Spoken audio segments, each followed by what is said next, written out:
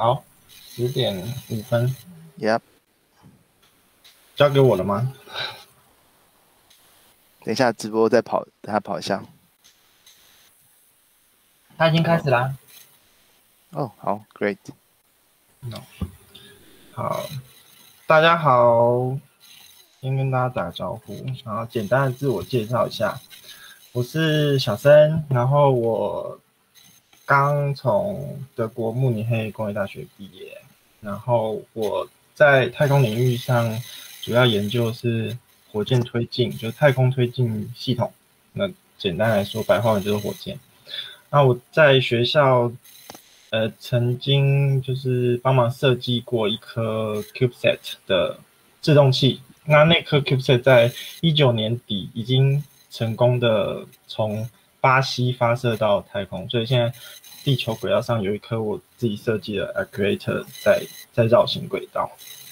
然后19年底的时候，那时候跟硕士的指导老师，他现在是 ESA 的科学家，我们一起研究太空垃圾对于整个环境的影响，跟未来在太空持续这个产业持续发展之下，它可能会对我们这个产业造成的影响。那这是目前我在太空的领域简单的介绍一下。小森，你有办法开一台 Cam 在那个会议室里面，让大家在会议室里面可以看到你的人吗？我看一下，应该开 Cam 的，不要开声音。可以，这个。可是我这样就会不知道看哪一台镜头。你随便开，你原则上看会议室那台镜头好了。好。那今天主要会带大家回到将近已经超过50年前的场景，我们登月的场景。那重新去想一下为什么他们要登月，然后以及中间可能会遇到的一些有趣的地方，然后也顺便让大家想想说，在这个过程之中有没有什么我们可以从现在去反思之前的一些问题。好，那相信大家在进来会议室之前呢，已经有看过我为大家准备的一些问题，然后可以请大家在每一个场景的时候，就是回去看一下那些问题，然后想一想有没有什么你的答案，就是它不一定要是正确答案，你想要知道是你的想法是什么。那我们今天进行的方式呢，就是大家手机现在应该有相同的场景，那你们可以看着自己的手机，也可以看着我的荧幕。如果听我的声音有办法找到手机的位置的话，那就可以去找。那如果找不到也没关系，就当听广播这样就好了。那首先呢，我想要先问大家一个问题，就是我们现在已经2021年了，人类首次登陆月球是在1969年，大概52年以前。那有没有人知道为什么我们那个时候要去月球？就是我到底为什么要做这个事情？如果你们可以直接，我不知道这样直接开麦克风讲会不会？可以啊，就直接开麦克风讲。那就是大家知道我们那个素养导航的同学们，就是很习惯我们主动式学习的课堂，所以请大家如果有想到那个想要发问啊，或者是随时你想要就是回应讲者的话，就可以其实随时举手。那我们希望这个活动是一个互动式的活动啊，所以不要是小森从头讲到尾。那大家的问题跟互动也会激发出他讲出更多有趣的秘辛。那我这边我觉得可以多讲一点，就是其实小森他的经验真的非常丰富。那他自己的老师也很多都是太空人，所以如果大家问的越细，然后想到那种越奇怪的问题，然后你就可以越听到那种太空事业上面非常有趣的秘辛。所以好，一婷有把问题抛出来，那是不是我可以来邀请同学来分享一下？那可以邀请 Roger 分享一下吗？你觉得为什么人类当初要登月啊了解听得到吗？可以帮我开一下麦克风吗？我听得到。我女儿说应该是冷战，那个美苏两国在竞争那个科技的优势。嗯哼。然后要用登月来表示它的优势，这样子。全世界第一强的那个科技大国，我猜的啦。有抓到那个感觉了，但为什么是登月？就是它可以是一个，比如说什么探勘南极啊，或者是到马里亚纳海沟之类的。我还想到马里亚纳海沟。哎，奈诺跟玉雪举手，来，奈诺请说。等一下请玉雪来，奈诺请说。是一种发现新大陆的概念嘛？只是谁先抢到就是谁的星球嘛。哦，插旗的概念。因为我很记得那个插旗的举动。OK， 那玉雪呢？玉雪请说。我觉得这是一种美妙的梦想，就是一个遥不可及的东西，然后一直本来在另外一个星球地方，是本来一个预计达不到的，这应该是科学家所有梦想吧，可以飞到一个完全本来触及不到的地方，而且它一直存在在我们面前，金星、火星什么你都看不到啊，月球看起来其实还蛮大一颗的，对啊。它的确是我们，就是其实金星、火星肉眼也是可以看得到的，只是它会小很多。好的，那我换个问题哦，如果是2021年人类现在要登陆月球，它的概念是什么？或者是如果是2021年，我们现在比较夯的应该是登陆火星吧？那我们登陆火星，我们会另外找小生来做一期，然后就是模仿老高的做法。我们还有开第2期火星探索这样。如果是用登陆火星这个概念，我们会有插旗或是发现新大陆的那个现在这个感觉吗？如果按照刚刚大家讲的，就是因为有可以到新的地方，然后是一个未知的地方。那火星目前对我们来说也是未知。那大家想想，我们现在就登陆火星这个问题来说的话，我们会有那种我要插旗新大陆的感觉吗？如果插了火星，我们是不是可以插别的星球？OK，C 举手，C 请说。对，大家早安。那我觉得月球这个部分我不知道当时的考量是怎么样，可是我觉得火星的话，其实大家的想法是说，有一天大家把地球搞烂了，大家都活不下去了，我们需要有另外一个可以生存的地方。我觉得这可能是现在大家对于要移民火星或是去火星插旗的一个概念。那再来的话，就说插旗火星之后，你可能就是像跳棋的概念吧，你就可以跳到另外一个点去找另外一个你可能是适合的地方，这是我的想法。OK， 就是其实月球是第一步，然后再来我们第2步可以到火星，第3步我们可能可以到太阳系之外，这也是一个可能的原因。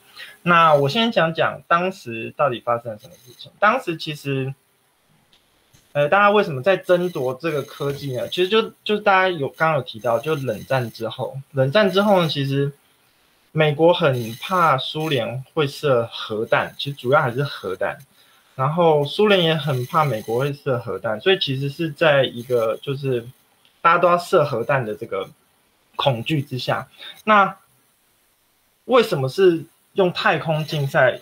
而不是比如说探勘海底，就是因为他们觉得我把东西射到太空了，我就可以射核弹。你只要把东西射到上面去，他就可以拿那个东西来射我了。所以其实当初会往太空这个方向去发展，都是因为核弹的关系。那美国跟苏联当时到底做了什么事情呢？我们现在就来看一下。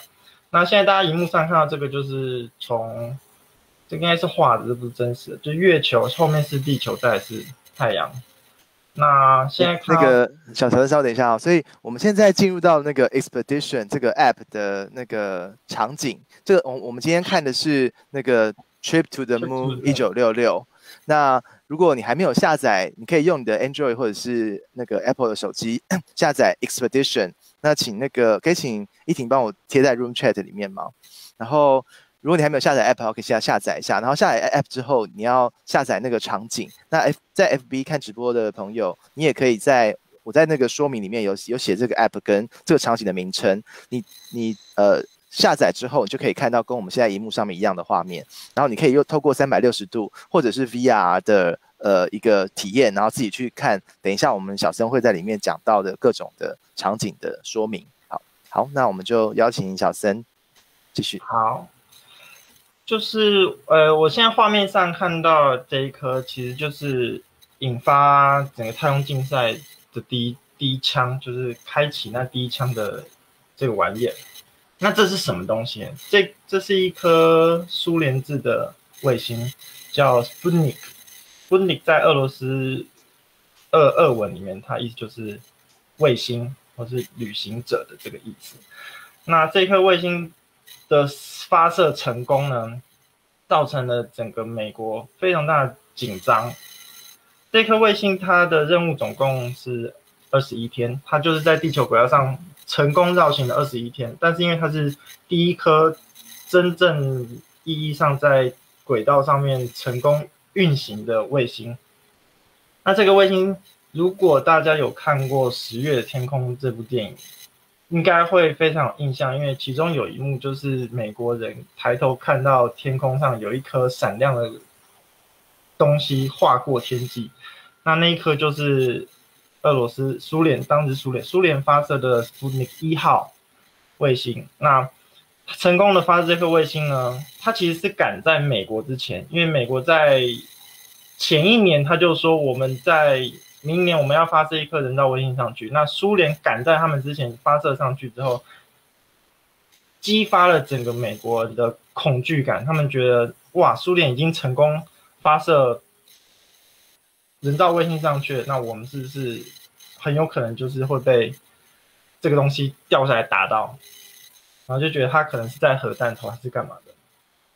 所以从那个时候开始呢，美国群情激愤，就觉得哇，我们也要强烈支持我们的太空产业的发展。那这是 Sputnik 1号卫星，苏联当时发射的。再来我们看第二个标志的事件啊，这个是 Sputnik 2号。苏联又再次的超前美国，这个是第一次人类把狗狗射到太空上去，第一个入轨的生物。那只可惜那只狗狗在回到地球轨道上的时候，因为温度太高，所以就40分钟后就死掉了。他们原本预计它可以活好几天，但是很可惜不到1个小时它就过世了。那再来第3个标志性的太空任务是发射器为什么要做成尖的？你是说这个吗？它发射器它其实不一定要是尖的或是圆的，因为你可以看到这里，它就不是尖的。原因在火箭发射的时候，它们外面都是有罩一个叫做 fairing 的东西，就是整流器。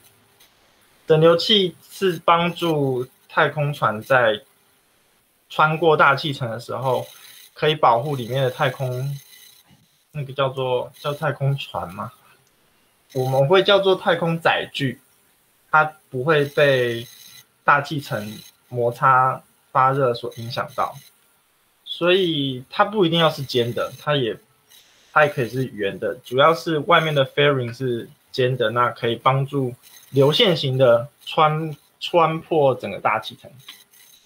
好，那现在看到的这一个呢，就是第3个让美国人集体疯狂崩溃的太空计划。这个是东方1号太空船，它是全世界第一个成功把人类送上地球轨道的太空计划。那第一个上太空的是苏联的一个战斗机飞行员，叫做 Yuri Gagarin。他成功入轨之后，让整个美国发了疯似的觉得我们完蛋，我们好像要输了，我们好像要被苏联炸了这样子。然后就来到今天我们主要介绍的，这个是阿波罗计划。那大家可以仔细的去观察现在你们看到的这一艘太空船，那你记得它的形状啊，仔细的去记住，然后等一下我们去往登月的路上去看的时候，你会发现奇怪，它形状怎么不太一样？小 C 有问题吗？没有问题。没有 OK， 好，不会，继续。好，这个是阿波罗计划的 Command and Service Module， 就是指挥服务舱。那主要飞到月球的是靠着这一艘太空船。OK， 然后我们等一下会进到下一个场景去。那进到下一个场景的时候，大家可以想一下，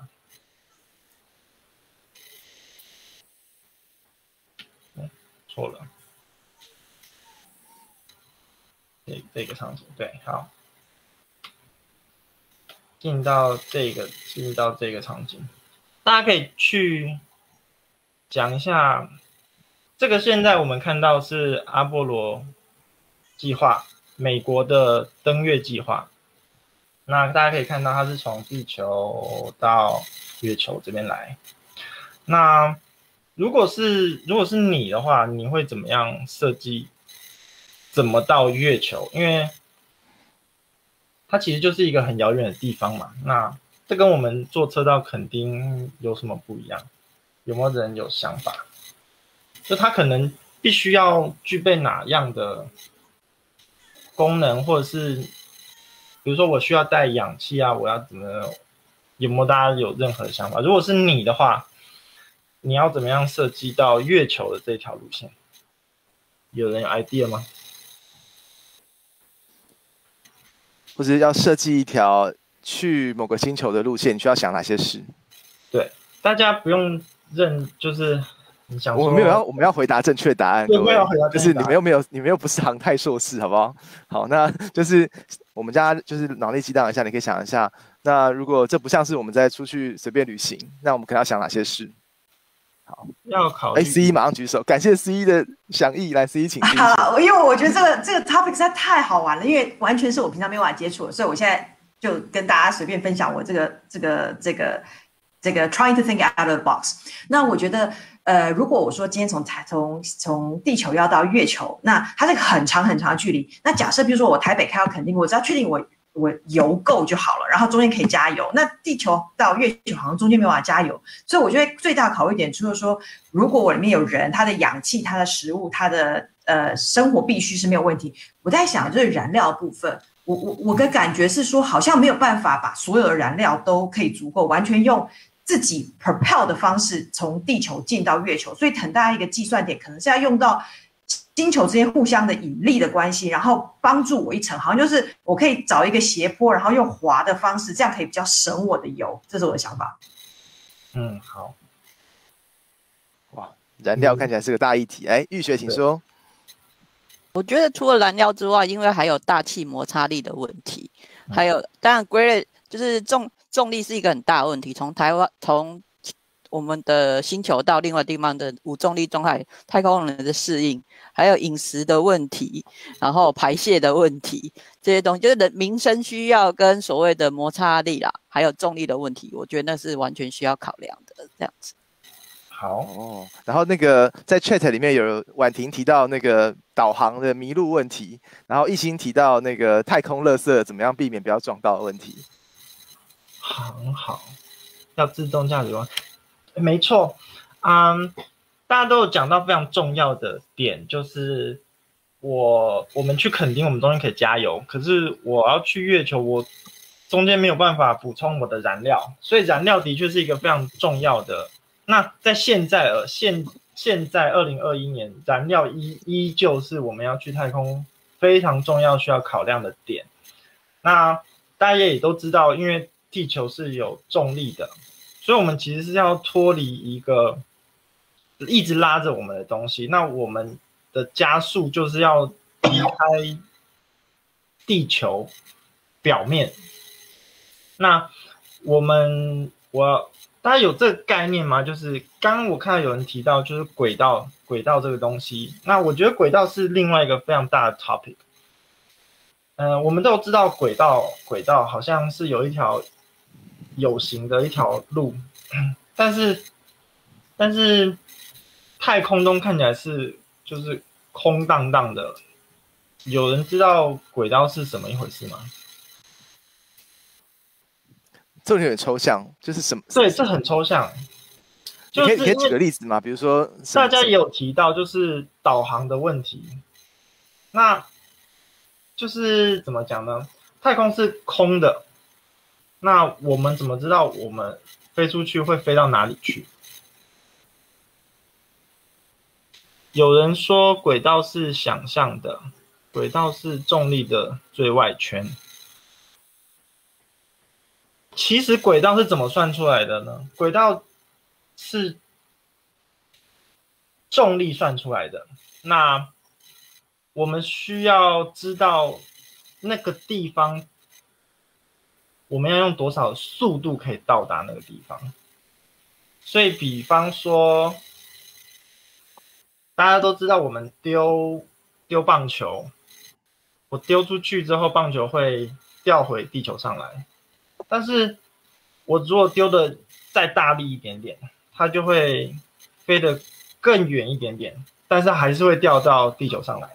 那如果我丢的速度够快到它可以绕地球一圈都不会掉下来，这样子大家有感觉吗？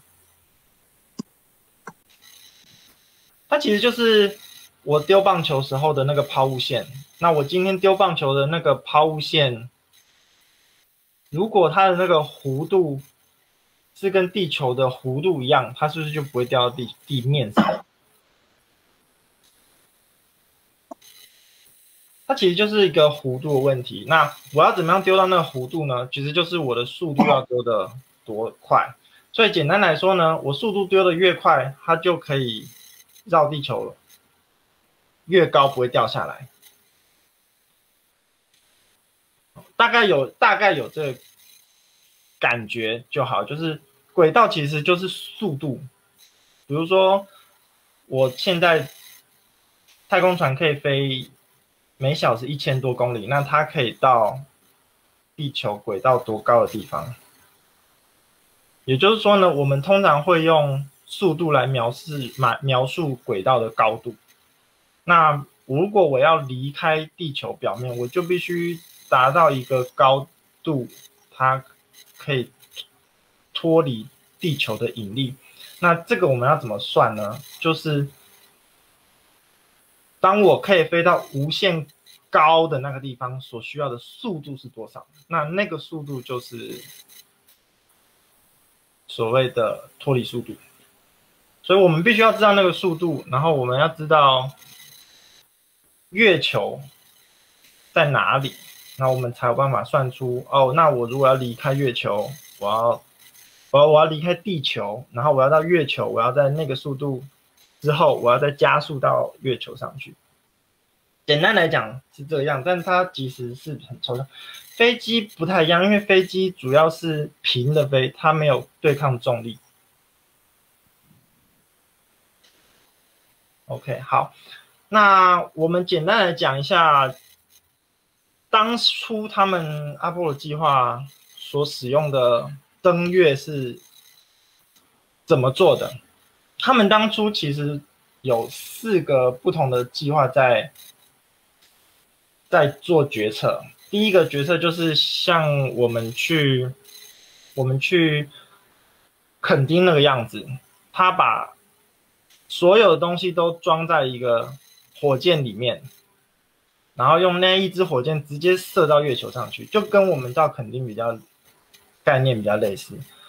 我把所有东西装在一个火箭里面，然后直接射到月球上去，然后那个火箭在月球降落，然后结束之后呢，那支火箭再起飞，再飞回地球。这是最简单我们能立刻直接想到的方法，就是一支火箭射出去，在月球上降落，然后再射回来，然后在地球上再降落。比较像是现在 SpaceX 在做那个样子，就是一个可以降落的火箭。然后，但是那样子的做法呢，会需要一支非常大的火箭，因为你所有的东西都要装在一支火箭里面。它一开始要用燃料把那么大的重量推离地球表面，所以他们最后舍弃了这个方法这个方案，因为那支火箭实在是大的太不可思议，以及几乎做不太到。然后第二个可行的方案呢是，它要两支火箭，然后分别载着登月艇跟服务舱2支到地球的轨道上面，应该说近地轨道。讲近地轨道，大家有没有这个概念？近地轨道就是在地球上面大约2000公里高度以内的轨道，我们叫近地轨道。那现在大部分的卫星都是在近地轨道这个地方做运行。那所以呢，第二个方案就是我们把2个不同的太空船射到地球的近地轨道，然后让他们在轨道上面做对接，就是把它接起来，然后再让它飞到地球上来，飞到月球上来。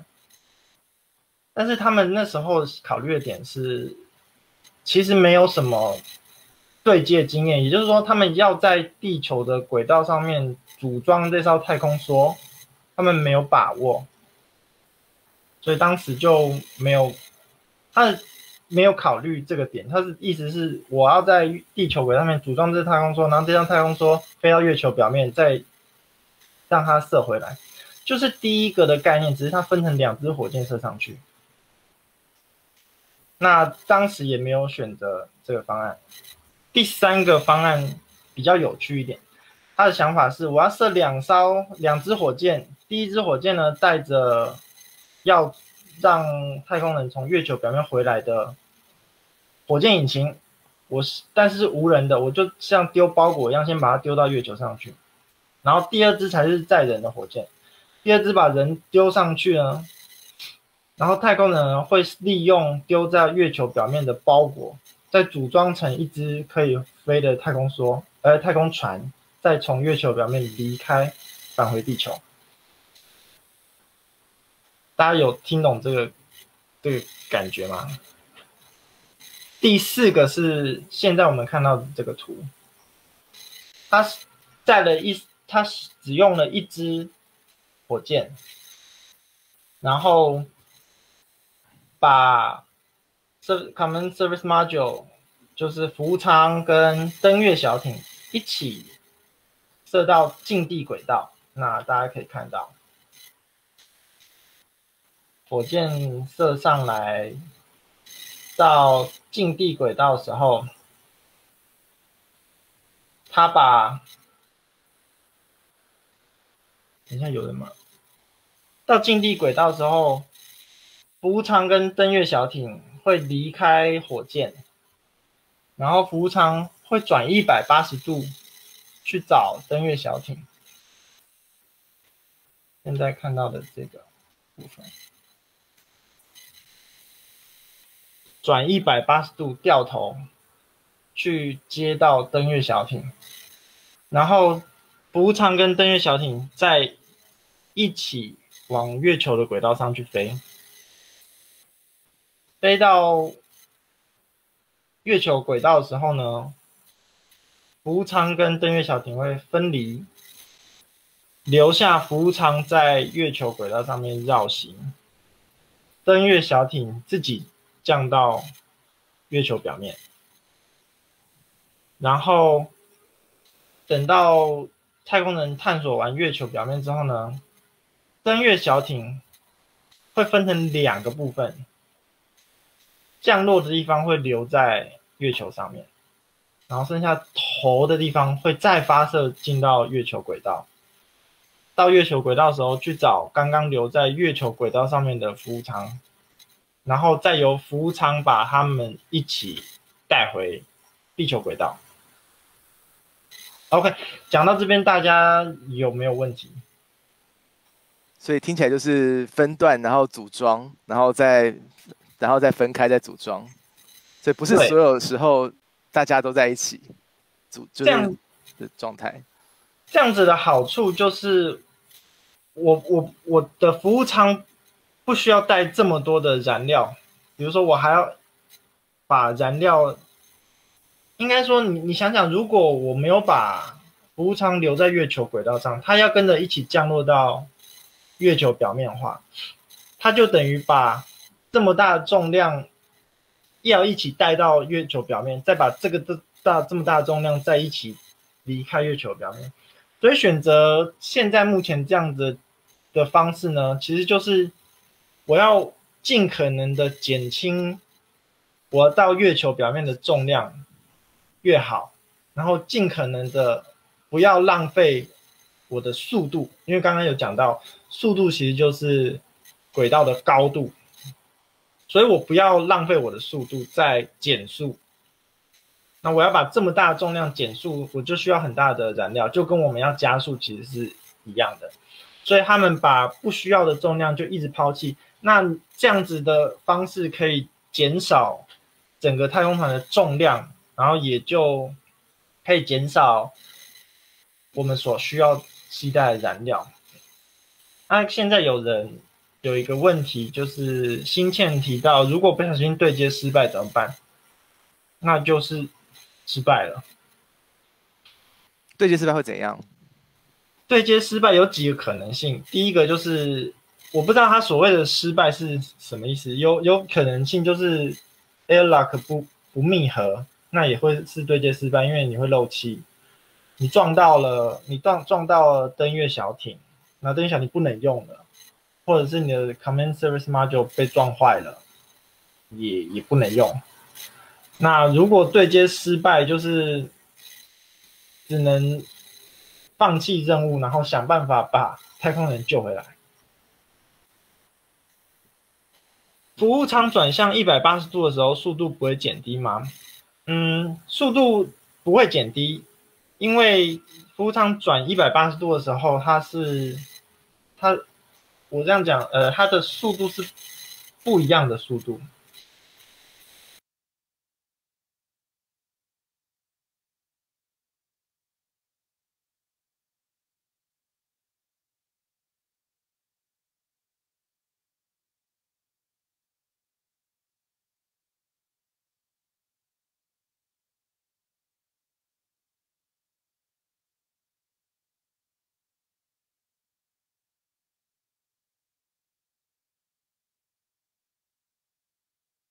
时候呢，它在反方向再喷一次气，它就停止旋转。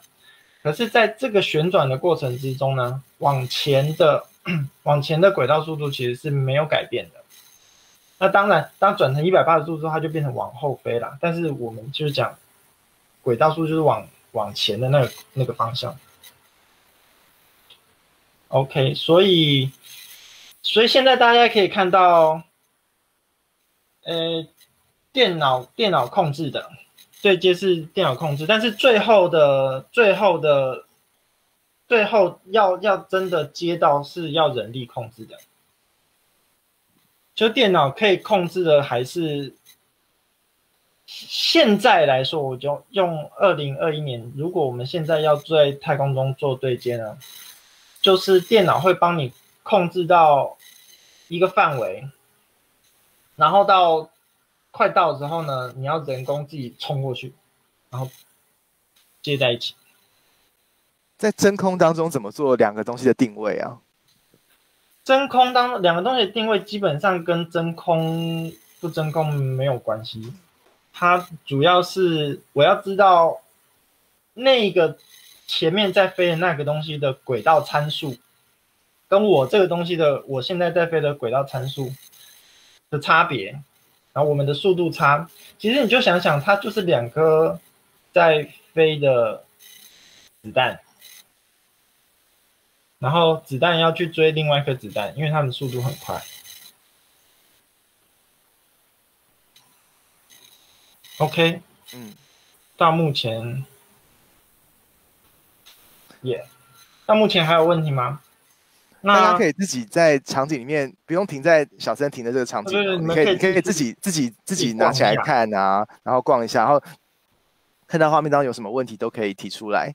然后我们现在看到的是阿波罗11号登月的整个路径的过程。你看到的橘色那条线应该就是轨道吗？就是它的轨迹。对啊，它其实是一个示意图，因为真实不是这样飞的。你说比例尺的问题吗？还是比例尺也是一个问题。然后因为它这边直接已经写 leave Earth orbit 了，它其实是在地球轨道上面做对接的，接完之后他们才一起去月球轨道。对，所以这是一个示意图，基本上它就是这样子飞到月球上去。因为那从现在火箭的观点来看，大家也就知道，比如说我火箭射上去之后，你就会看到第一节火箭分离掉下来，第二节火箭分离掉下来。那会有这样子的分离的方式，其实就是为了要减少燃料的携带。因为你要知道，把燃料排空之后，后面带的那个东西基本上没有用了，但是它对整支火箭来说就是一个没有用的重量，所以他们就是边开车，然后边把你的东西丢出去。比如说你车上载了2桶燃料，那燃料倒完之后，他就把燃料桶丢掉，燃料倒完就把燃料桶丢掉，然后越飞整台就越轻。所以大家可以看到，在登月之前呢，它是一支很大的 Saturn V 的火箭，回到地球上呢，只剩下头而已。等一下我们就可以看到它只剩下那个头，连登月小艇都丢到月球上了。OK， 好。我想要请问，好，就是通常一颗那个成功飞上去，它背后有几次的失败啊？一颗飞上去几次的失败，这个没有一个数据耶，但是基本上我们会希望失败越少越好。像阿波罗11号，阿波罗计划整个计划总共进行了17次，那17次的计划，阿波罗1号就失败了，第1号就已经失败了，然后再来11号成功登陆之后，13号也失败了。可是你要说的是，这支火箭或是这个计划在真正执行之前失败过几次？那不可数，真的不可数。就是我们现在就看一支火箭，好几个零件，然后可以这样喷出去。我记得我那时候上课的时候，老师跟我们讲过，他说他是已经设计好几支火箭的火箭工程师。他说我每一次看到火箭成功发射上去，我都还是觉得不可思议。因为即便是到他已经这么有经验的，他到现在还是会觉得这么几千个零件可以运转的这么的融洽，然后可以成功的让火箭飞上去。每一次发射他都觉得是不可思议的奇迹。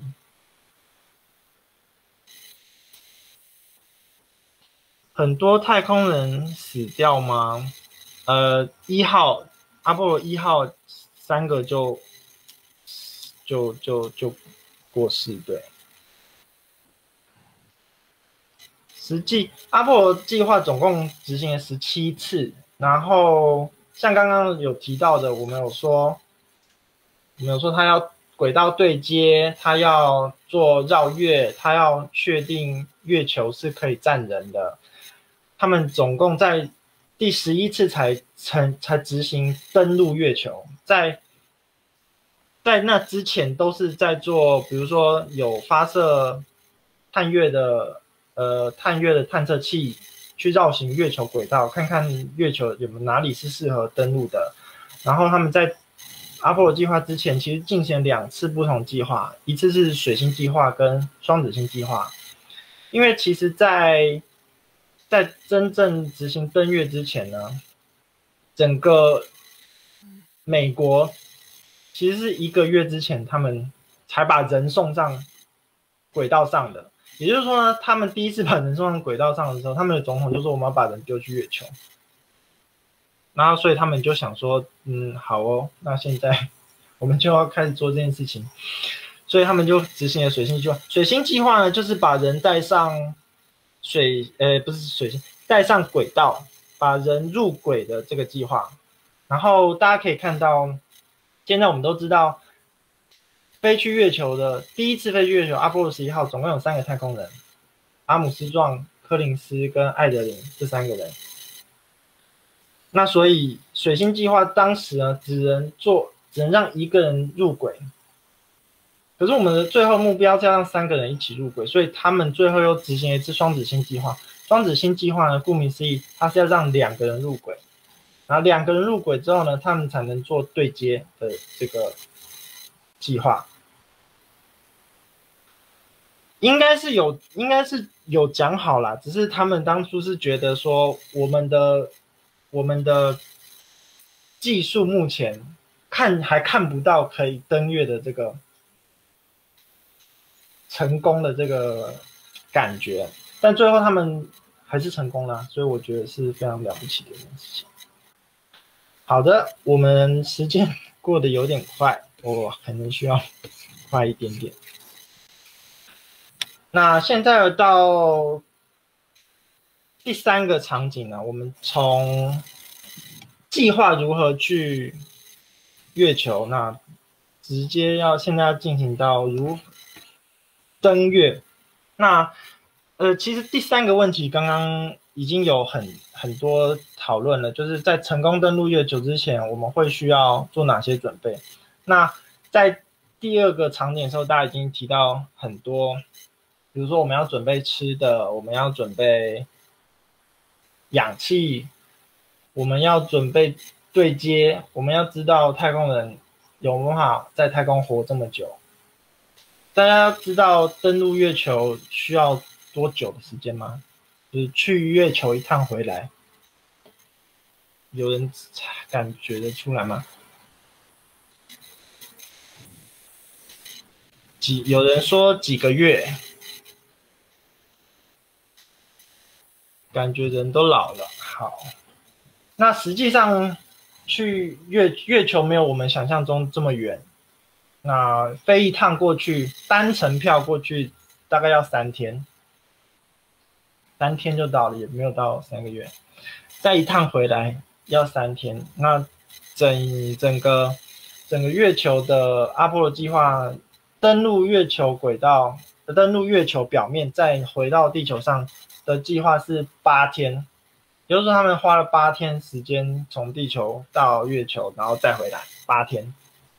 所以他们也要准备8天的食物，然后氧气，以及所有这8天需要维持他们生命的各种东西。好，飞行速要非常快，对，就跟刚刚说的，因为我们要离开地球表面，我们必须达到脱离的速度。然后在这个过程之中呢，基本上没有在加速。他们是惯性的飞行，飞到月球轨道再减速，因为月球的轨道的速度并没有脱离地球轨道的速度这么高，所以他们必须到月球轨道的时候减速。那我们现在看一下，这个是阿波罗的指挥舱。那Command and Service Module 呢，顾名思义，就是这一艘太空船是带他们所有让他们足以维生的东西，全部在 Service Module 里面。所以这一艘船呢，基本上就是带他们所有的食物、饮水跟氧气。那比较有趣的点呢，就是我们刚刚有提到，我们要登月。我们要对接我们的登月小艇。那在对接登月小艇的时候，大家可以看到现在眼睛前面的这个洞呢，基本上就是他们对接到登月小艇，然后飞到月球轨道的时候呢，阿姆斯壮跟艾德林要从这个洞爬进登月小艇里面，然后再把它关起来。留下柯林斯一个人在月球轨道上面绕行。我觉得他不知道，也要问问看他，可能会有吧。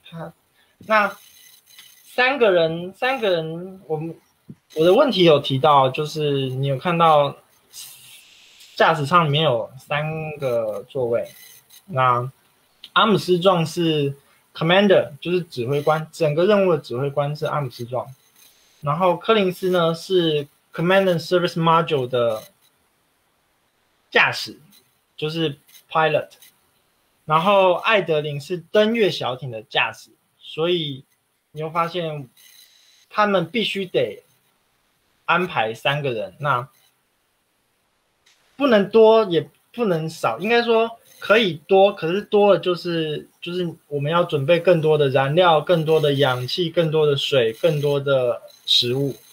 那少呢，就会增加每个人的 loading。那在这样子的配置底下呢，就是1个指挥官，然后还有带2个驾驶，一个负责操控 command service module， 另外一个是负责操作登月小艇的驾驶。那大家可以自己浏览一下，我不知道这个是真的还是假的，所以月球这么大一颗在这里。那这个景里面很有趣，就是他们的那个服务舱的里面嘛，然后里面有蛮多的物件，大家花个30秒1分钟稍微看一下场景，有没有什么想要问？看到瞄到哪一个地方觉得很有趣，赶快可以有机会问一下哦。刚有同学问食物好吃吗？食物好吃吗？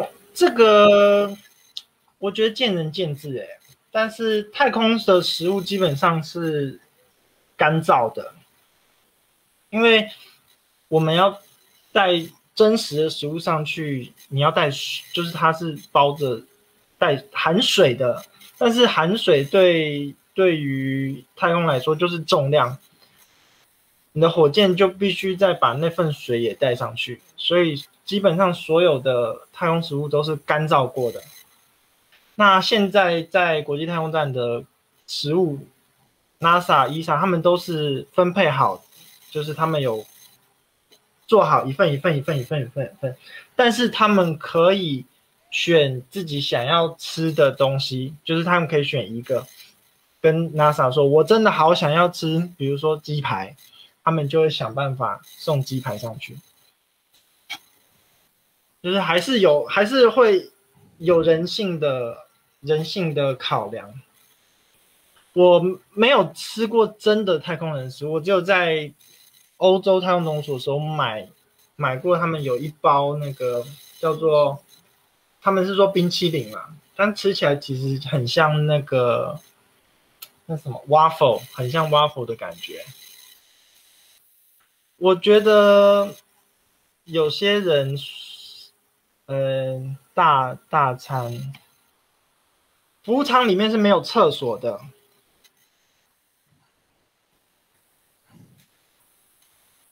他们当时是把它做成类似就是就是你上完之后干燥过，它没有像我们现在的厕所一样，它是 suction 的那种。那他没有厕所，他要搭在哪里？他应该说他应该说有厕所，但是他没有办法去处理那个排泄物，就是像搭在袋子里面。所以在厕所在哪边啊？在整个后面，在后面。对，这里看得到吗？我们现在看到这个东西是，现在目前看到就是那个锥形三角形的部分，头的部分。如果大家有印象，那个 Command Service Module， 它最前面三角形的部分，前面的就是 Command， 后面的是 Service Module， 就是带水这样子。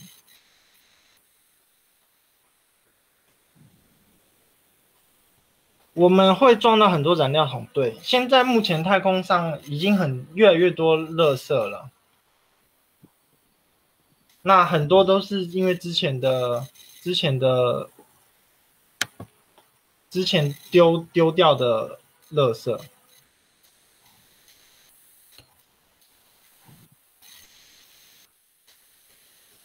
OK， 他们还是有厕所啦，他厕所应该在后面。对，还是有，对，应该说它是有厕，但不是我们想象中的那一种可以冲水的那种厕所。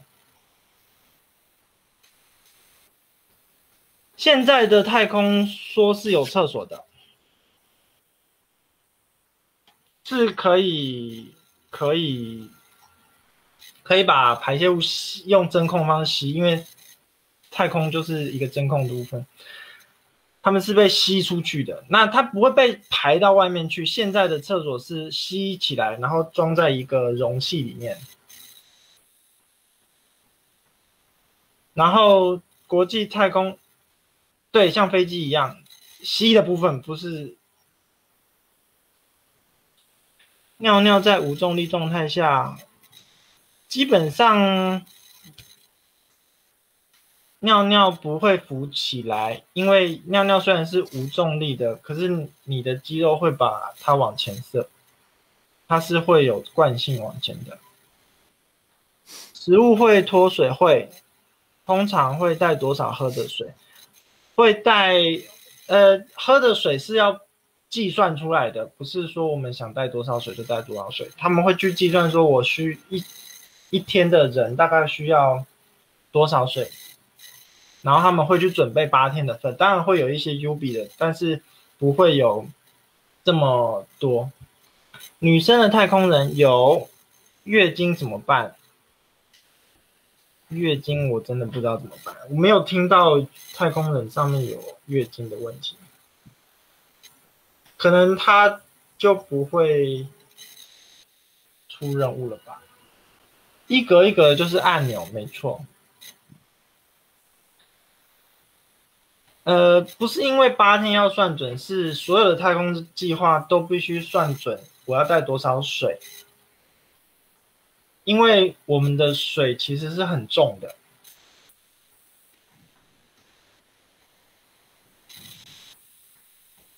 那没有这么刚好，对，没有这么刚好，所以会有一些 UB 的量，但是他们不会，比如说带了很大桶的水出门。那现在的国际太空站的水跟氧气全部都会循环再利用，那连你的排泄物的重量都会算在里面，所以我们会去计算说一个人他需要多少能量，他会需要多少，他需要带多少粮食，然后他会需要多少水，那你呼吸出来的水呼进来呼出去都还有水分，那这个水我们都会计算在我们的里面，当然会有一些那个 redundancy 的部分，但是都是需要经过计算的。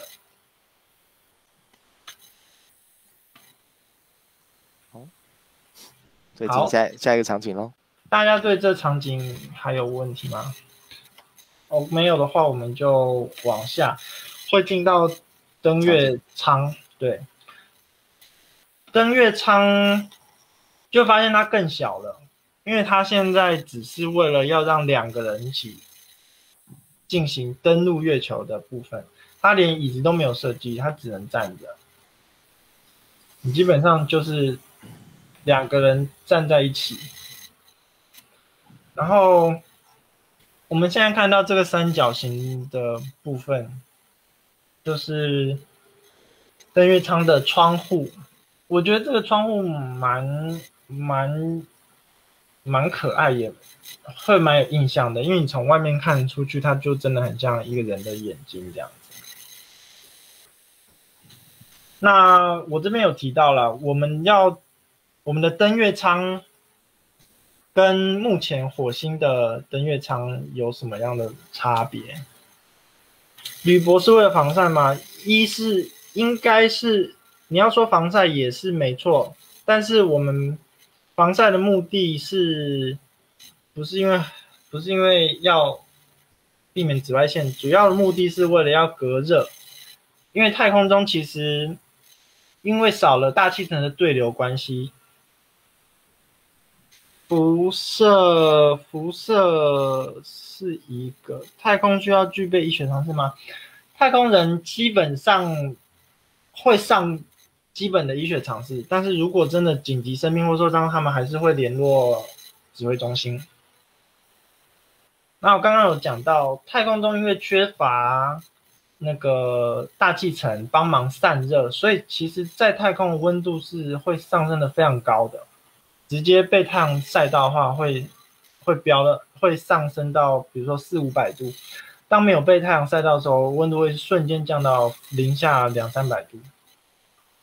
所以主要在太空中做设计，登月舱这么小，还有其实大家只要有记住一个原则，就是太空的所有的计划都是要让所有我们带上去的重量越少越好，因为我们只要带上去的就是要花费我们的燃料，所以它只要做的尽可能的越轻越少，所以它的登月舱不会做一个非常非常大的一个空间，因为对太空任务来说，重量越轻才能越省钱。黄色的物件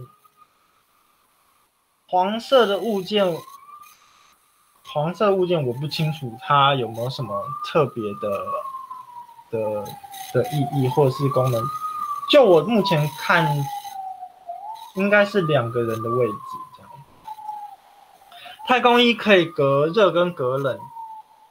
对，太空衣其实非常厚。那我们想象中太空衣它就是一个非常庞大的东西，但其实它里面其实是有冷却系统的，它有水在里面循环。然后太空衣里面也可以直接上厕所，因为它可以把水直接吸到它后面的背包里面去。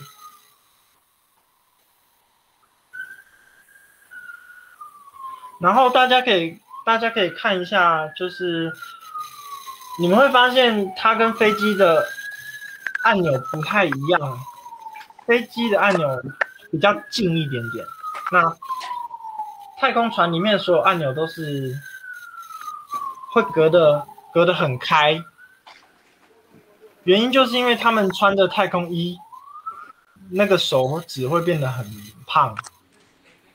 胖就没有办法很精确的操作按钮，所以他们会把按钮做得很宽。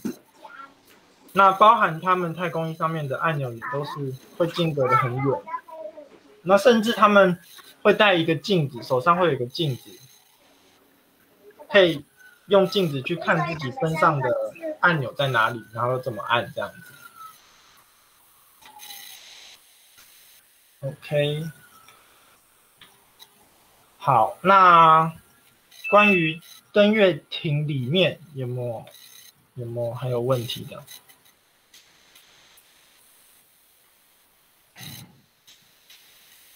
登月艇我们等一下可以看，好，进到下一个场景，我们就可以看到登月艇的外面。那现在终于欢迎大家来到月球的表面上。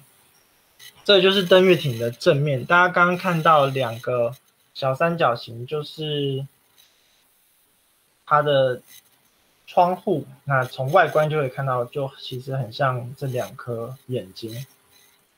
那刚刚如果大家仔细去看的话，你们会看到登月艇下面金色的部分，金色下面有一个火箭的喷嘴。如果你们仔细去看的话，可以看到那个喷嘴，我没有办法把它标出来，但是仔细去看一下，它就是这个火箭是用来降落的时候用的。所以目前登月艇不是目前我的问题已经有提到，就是登月艇的目的是登陆月球，那它现在跟我们做登陆火星的一些探测器的设计会有什么不同的点？有人有人想到吗？有哪些方向可以想象？我们可以想方向呢，就是我们目前登陆火星的探测车跟登陆月球的登月艇，他们的目的有什么不一样？哦，有轮子，要移动，要跑。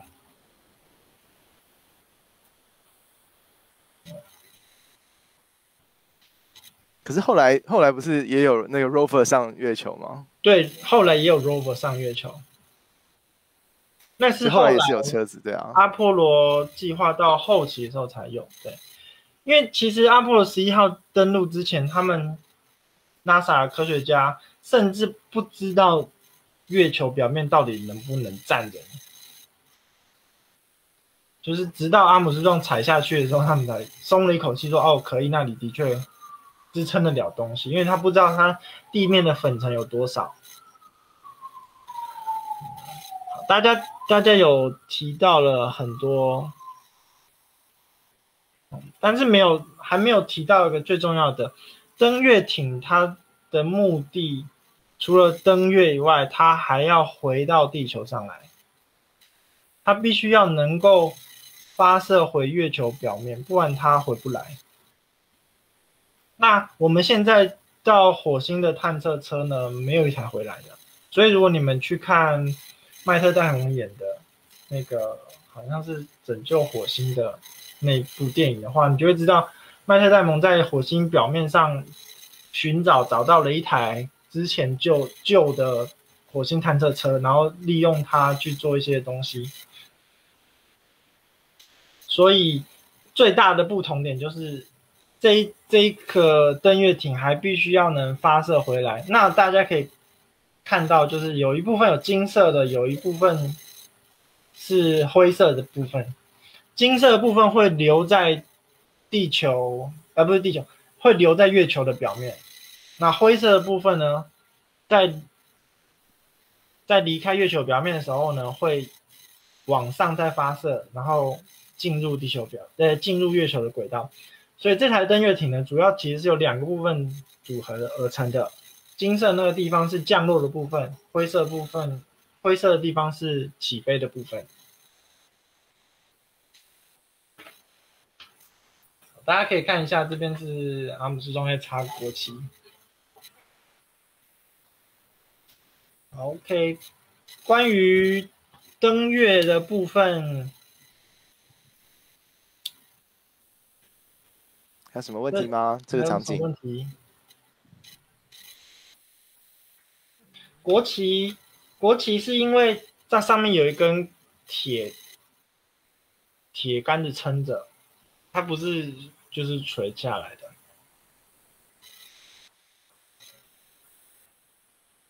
耳朵是为了传送讯号，是，这些都是为了发射讯号。国旗在月球表面上不会飘，因为月球表面没有大气层。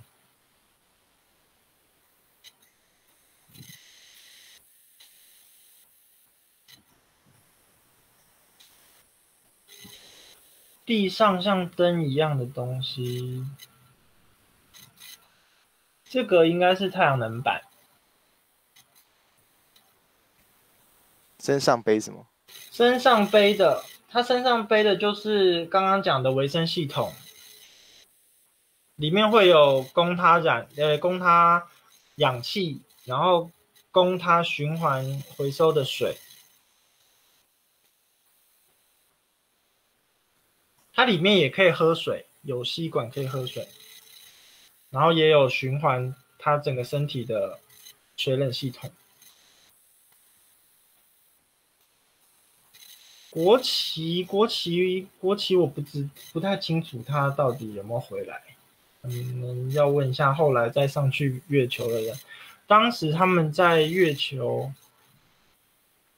表面有哪些任务？第一次阿波罗计划，他们就带月球的岩石回来，然后所有的太空人都对月球表面的灰尘感到非常的不爽，我只能这样讲不爽，因为那个月球表面的粉尘非常的细，而且因为他们在月球表面上没有经过像在地球上会有风化的作用，月球上面的那些灰尘是非常粒的，它基本上就很像是我们新石器时代古人把石头敲开来之后的那个尖尖的感觉，那它就是很细很细的那么尖尖的石头，所以他们会说很尖很尖的灰尘，所以所有的太空人回来到地球上的时候，都对那个太空的月球表面的粉尘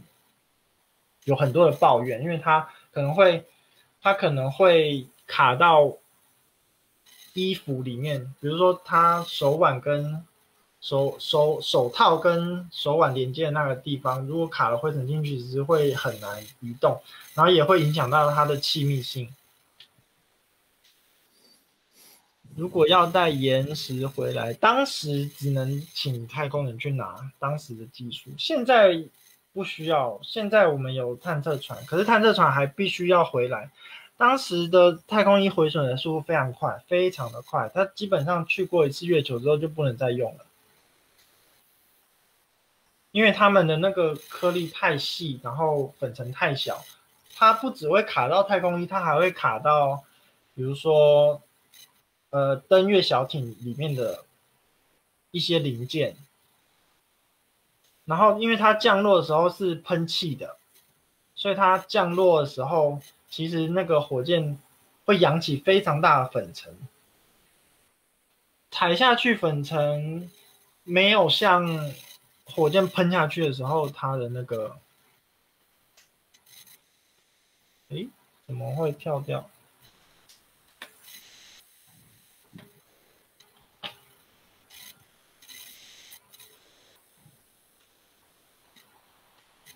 等一下啊。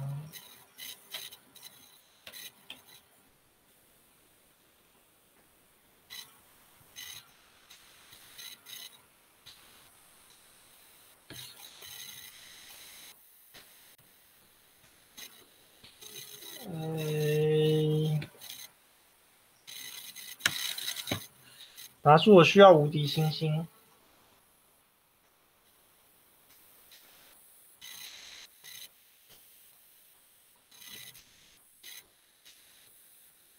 我现在好像没有办法。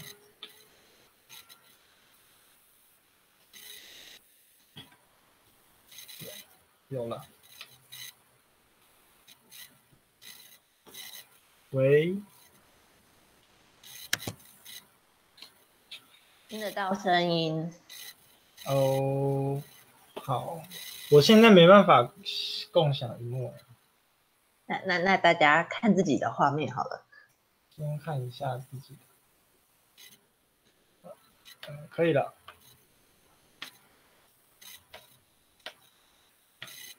好。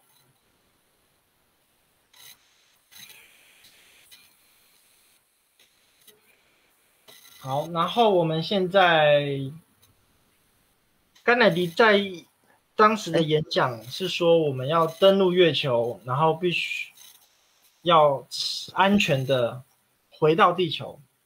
所以其实回到地球也是一个非常重要的一个步骤。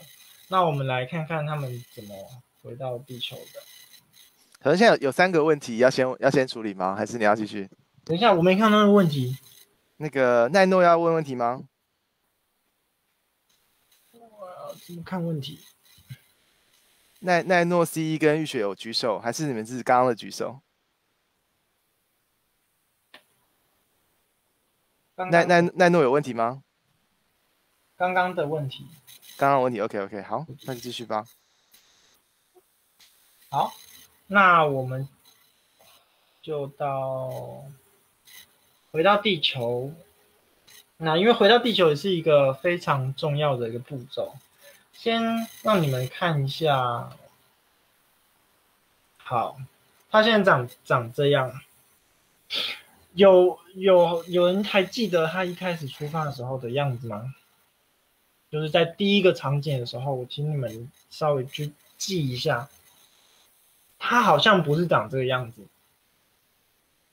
他后面还有一个长方形的一个圆柱，然后好像还有一个火箭的喷嘴，但是他们全部在到登月的过程之中，一个一个不断的被丢掉，它的目的都是为了要减轻重量，因为当我的水吃完了，喝完了，食物吃完了，对现在的任务来说，他们就是垃圾，那垃圾就是重量，所以他们会在回来的过程中不断的把垃圾都丢掉，然后以减轻我们回来时候的重量。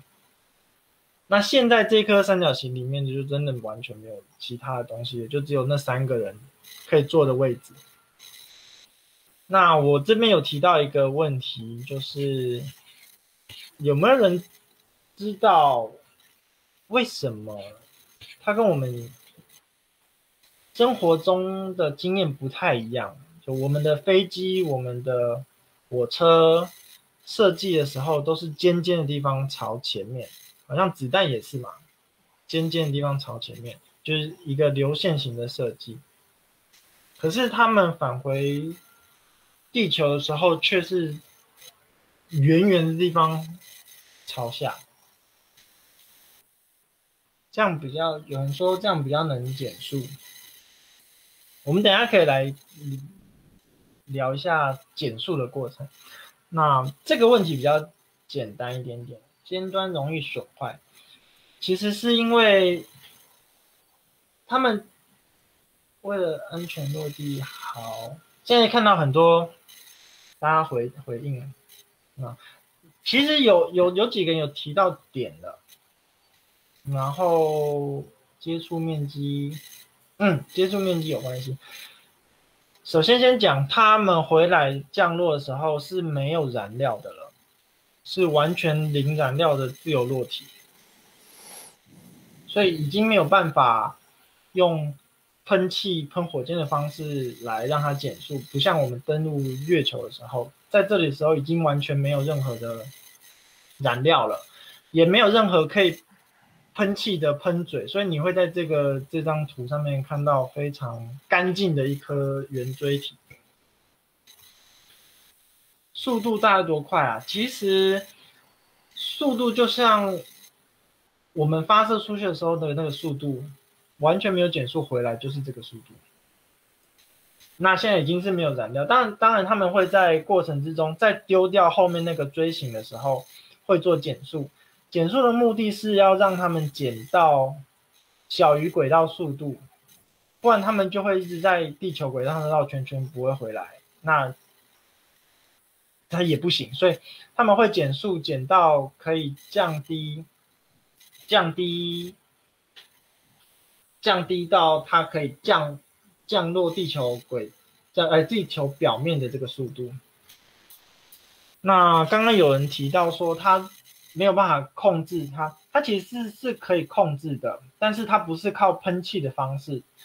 像现在这个状态呢，它要控制是要用，你会看到它其实有一个角度下来，那这个角度其实就跟飞机的弓角是一样意思的，所以它可以靠旋转的方式来控制它的控制它飞行的方向，但是已经不是用喷射的方式、喷气的方式。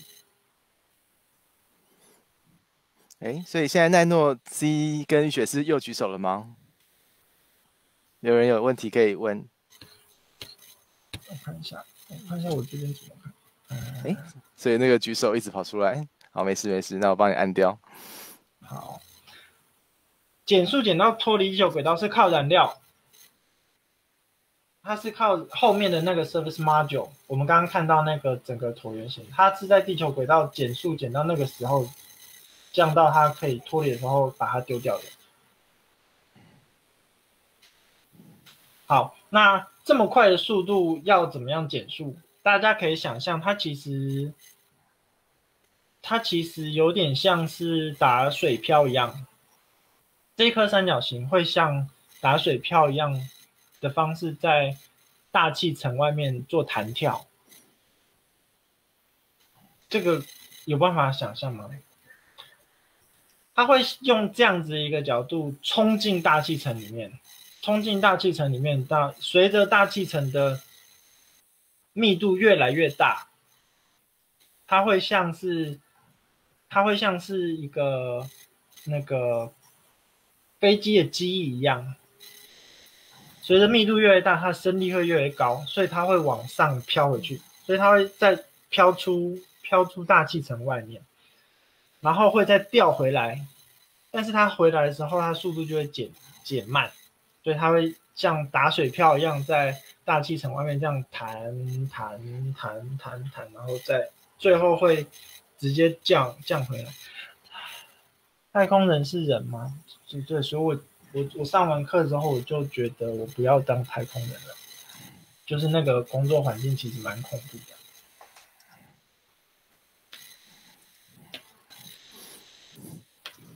小思，你要不要把你的那个 cam 再打开啊？你 cam 不见了。对，我刚刚发现不见了，我开了。现在也是打水漂吗？现在也是啊。然后对，里面的温度会不会很高？里面的温度会维持在人类可以活的状态。你会看到外面有很多隔热的砖、隔热的板，他们都是为了要保护太空人在返回大气层的过程之中不要过世。好，这就是当初 Sputnik 2号把狗射上去时候做的实验，但是他们就是发现狗狗就过世了这样子。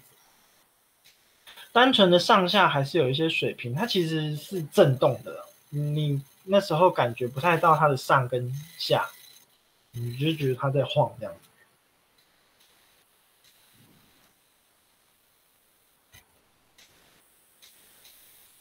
OK 吗？经过冲破大气层这个过程之后呢，才会张开降落伞。那这个时候的太空人是非常无助的，因为他们掉到水里的时候，他们只能等人家来救。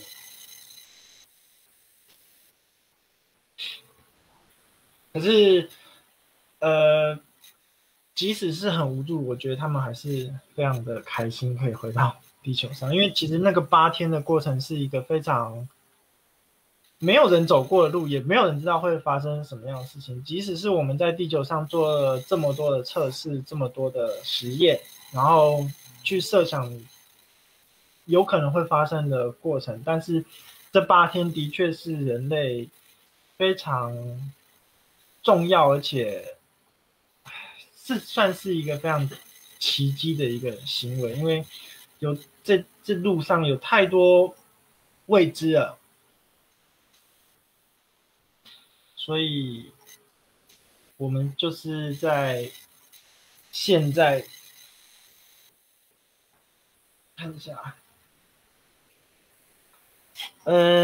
现在燃料技术应该可以携带更多可以使用动力的设计应该不同。是的，现在的燃料技术可以携带更多。我们应该是说，我们现在燃料技术可以让我们带更少的东西飞更远的地方，但是所有的重量依然是目前我们需要克服的。所有的太空人都必须抱着必死的准备，我觉得是的。当时现在可能比较进步一点点，但是每一次的发射都还是。现在往回看，当年能够成功登月和返回有运气的成分。我觉得，就像我老师说的，他即便到现在去看火箭发射，他都还是觉得很不可思议。我必须要说的是，所有的机械系统，当你的子系统复杂到上千万个零件的时候，绝对都有运气的成分在里面。就一个工程师来说，应该要说我们计算很准确，但是我自己的感觉是，所有东西即使你算的再精确，都还是有可能会出现小小的你不知道的事情发生。那个事情发生了，其实才是工程师最有价值的部分，不是我们如何设计了一个很好很厉害的东西，而是当事情发生的时候，工程师是有办法去解决这个问题的。SpaceX 的发射跟可回收设计是不是有不同？你说的不同是跟以前的设计吗？还是现在的登月技术和当年来比？是的，其实没有进步太多。那太空一是说，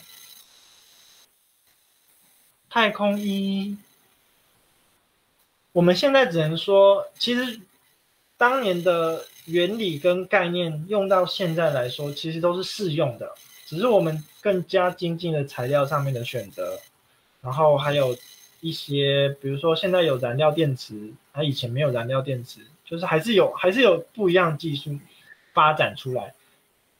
但是该所需要具备的，比如说你要带的水，你要带的氧气，那现在能精进的技术就是我们要怎么样改善，我们怎么样回收水，我们要怎么改善，我们怎么回收氧气。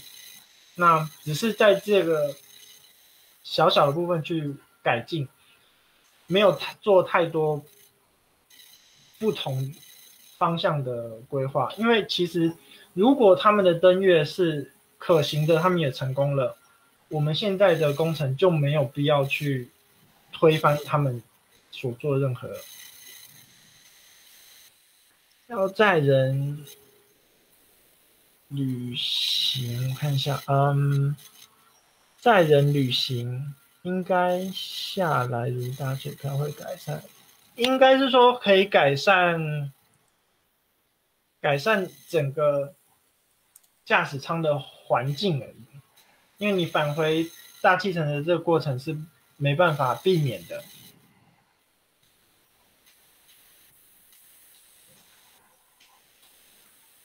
然后打水漂的这个过程，其实不要把它想象是一个很痛苦的过程，它是一个减速的过程。如果没有这个打水漂，你就会像直接撞到地球一样。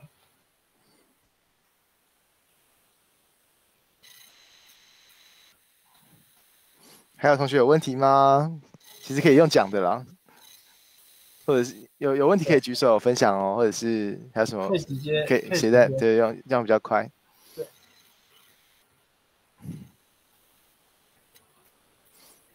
对。所以小郑你就结束了吗？还有，到目前就是我们成功的返回地球了。那大家可以想象这个过程，一路我们从出发，然后我们从如何设计，然后还有当时的时空环境背景，我们可以想象这一路是多么的神奇。我会这么觉得，因为其实每一次的火箭升空，我也是觉得是很神奇。就是如果我们已经发射这么多次火箭了，可是你每一次看火箭发射上去，大家都还是会在那个 command center 在那边尖叫欢呼，到底是为了什么？如果它已经是一个这么理所当然的事情，我们就不应该会有这么高的期待，它可以成功发射。可是就像我说的，每一次的火箭升空上去，其实对工程师来说都是一个不可能的任务。在这么多微小的零件，这么多人力配合之下，这么庞大的一个系统里面，它每一个子系统都要运转的非常的顺，或即便是有问题，他们也要马上可以去解决，它才有可能达到火箭真正可以升空。好，这边还有问题，打水漂是太空人自己控制的吗？打水漂是太空人可以计算出来的，最后落点也可以计算出来的。太空人可以控制的部分是旋转，然后让它改变飞行的方向。回来地球后有什么要做处理或检查吗？回来到地球之后呢，当时我相信可能会有要做的是，让太空人跟环境隔离开来。现在会做的事情就是他们回到地球上之后会先隔离开来，然后确定没有从太空带回来的任何其他的东西，才会让太空人回到地球的环境来。但是当年我还没有查到资料说他们有做什么特别其他的事情。浴血有举手。浴血要不要直接讲？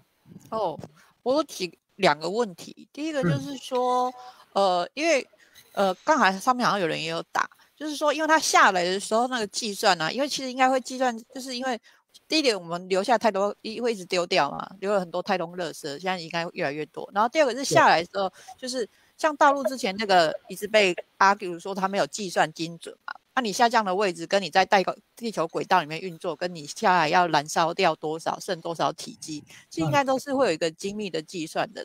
那大陆这个情形到底是怎么倾向？为什么会变成那个样子？大陆这个情形，中国这个他们的设计是，我们像现在我们的像欧美，我们就拿几支不同的火箭来看好了，像 SpaceX， 像 Ariane 5， 他们都是多节的火箭。然后比如说第一节火箭，第一节上去，然后再来掉下来，第一节就直接入海了。第一节是会掉海里面回收，第二节火箭会在大气层外面。可是中国这支火箭它是单节火箭直接入轨，所以它是很大一支的。大家知道那个差别吗？我就比方说 SpaceX 我们会知道，它可以自己回收回来，但是 SpaceX 会自己回收回来的其实只有第一节，第二节它也是丢在外面，它不是整支火箭就回来了。如果这支火箭分成3节，第一节是最大最重的，会到大气层中间就回来，第二节会在大气层快到入轨的时候再丢掉。那第3个就是它的 loading。可是中国这支火箭是一支火箭单级直接上去，直接入轨，然后直接丢掉。所以它的重量跟它的体积是比欧美其他国家的火箭都来得大的。所以这样就很难算出来它会掉在哪里吗？应该是说它烧不完，它即使会烧，它也烧不完，它会变得，而且会在坠落过程中就是散成很多的碎片。所以是可预期会发生这个事情，然后他们没有做任何控制，这样。他们原始设计就是单节火箭直接入轨。可它可预期烧不完，然后就会掉回来，它就是故意让它掉吗？对，它可预期它烧不完，然后会掉回来。所以然后没有要处理的意思，没有要处理的意思，所以他意思是说大家都是这么做的，但其实不是，大家并没有这么做。大家的第一节火箭会降回来，但它不会散成碎片，因为第一节火箭基本上还在大气层内，第二节火箭比较小颗了，它如果真的要坏掉，还是它的碎片不会像中国那一只这么多。中国那只基本上就像是，我这么打比方好了，如果有一栋大楼50层楼高，中国就是拿一台钢琴从50层丢下去。那美国呢是在20层楼的时候，把钢琴的椅子用降落伞丢回来，然后再到30层楼的时候，再把钢琴拆成小部分慢慢丢回来。那个差别大家可以感受得到吗？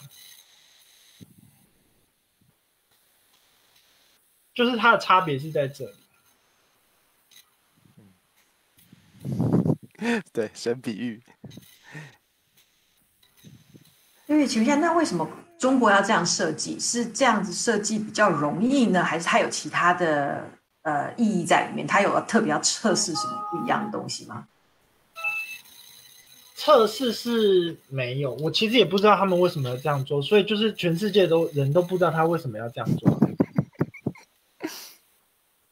因为单级火箭直接入轨，它的好处是系统比较简单，因为它不需要重新 ignition， 它不需要做分解，但是它的重量会比较重，因为其他的火箭就是在过程之中就会慢慢把它的 loading 卸除掉，但是中国就直接一支就是直接入轨，那它就是会非常重，非常巨大。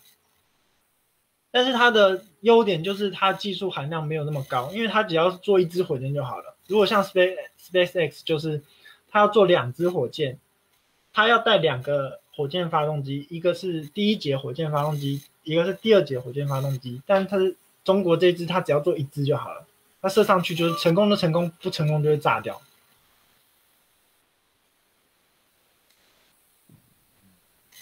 好，大家还有什么问题吗？可以直接举手咯，直接举手问。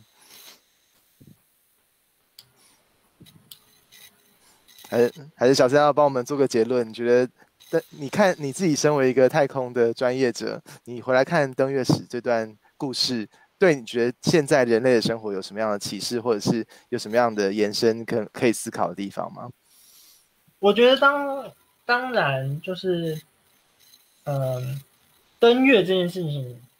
就现在来看，我们要登月都还是，你说就台湾来说，都已经过50年了哦，50年后的台湾，我们要去做登月这件事情，都还是一件你会觉得非常有一个需要准备很久的一件事情，然后我们也感觉到那个困难度也是非常巨大的，但是在50年以前。他们美国人就可以做到这件事情，而且原因还是什么？原因只是因为我要赢而已。就是这是我觉得蛮神奇的一件事情，因为在那样的时空背景之下，我们不能输给苏联，然后他们就决定要做这件事情。就现在来看，我还是觉得很神奇。然后。但是，太空产业对现在而言，当然它启发了我们很多事情。比如说，我们现在即便是台湾目前做不到，可是我们会知道人类是有能力去到火星上去的，因为我们之前做过这么多事情。然后在我们的mission design 或者是做一些设计的一些课程，都有讲一个东西叫做 spin off。spin off 就是我要把科技，就是用在太空火箭的科技，或者是用在太空的科技转到民间来使用。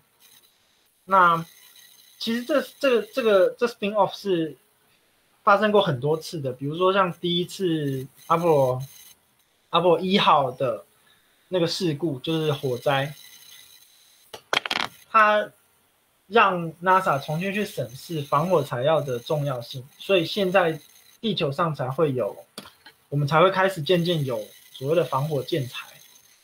那我觉得太空的科技是可以造福未来的人们，只是大家必须要有那个胆识跟那个野心跟那个就是那个 ambition 去做这样的一个梦。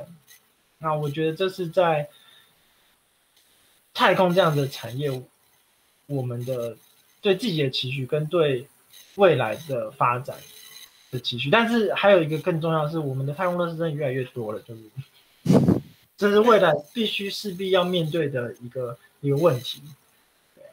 对，它会是一个挑战，它也会是一个我们可以从这样的挑战之中学习到新的东西。